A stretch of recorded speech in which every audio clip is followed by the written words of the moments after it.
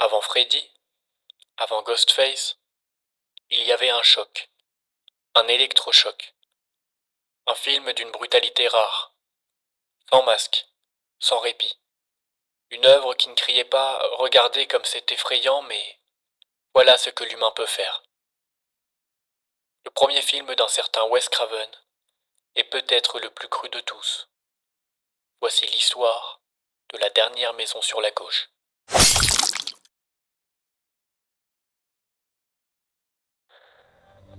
Wes Craven, avant de devenir le père de Freddy Krueger ou de Scream, était un professeur de philosophie et de littérature anglaise.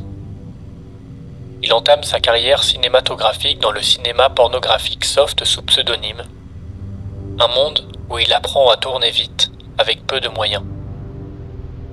Quand il réalise La dernière maison sur la gauche en 1972, c'est avec un budget ridicule, environ 87 000 $.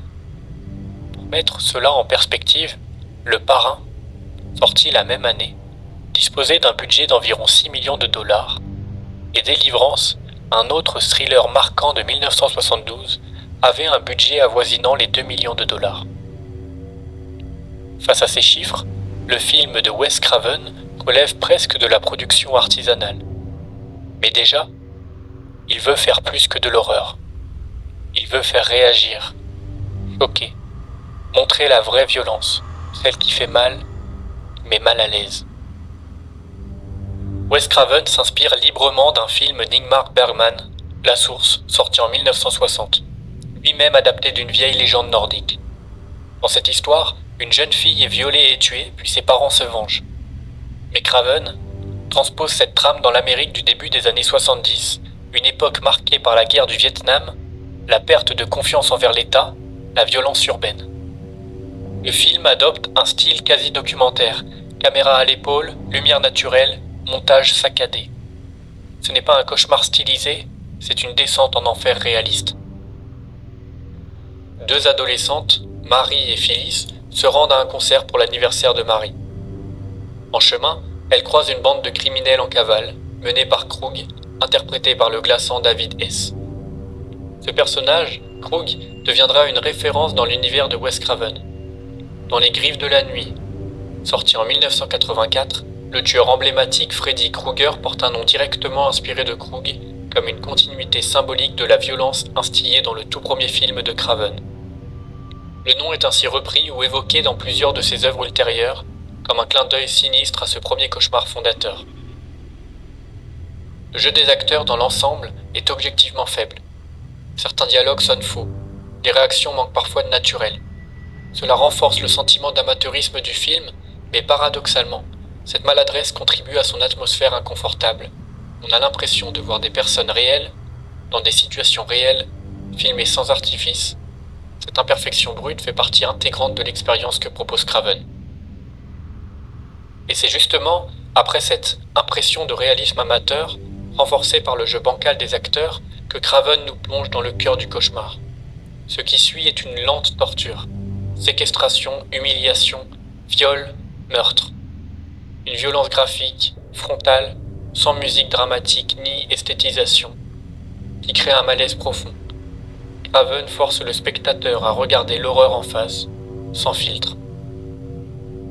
Puis, dans un hasard cruel, les bourreaux trouvent refuge chez les parents de Marie, sans savoir qui ils sont. Le couple, en découvrant l'horreur, abandonne toute morale civilisée et plonge à son tour dans une violence primitive, implacable. Cette transformation brutale des parents rappelle que la vengeance n'a rien d'héroïque. Elle est aussi sale et animale que le crime qu'elle punit. Craven nous montre que sous le vernis social, il y a chez chacun de nous un Krug en sommeil, prêt à surgir dans l'extrême. La frontière entre bourreau et victime s'efface, et c'est là toute la force du film. L'horreur n'est pas un masque, c'est une réaction humaine, désespérée, brutale. Le schéma typique du slasher se dessine ici. Des adolescents isolés, une violence crue, un enchaînement de meurtres, un sentiment d'injustice, et enfin, une revanche.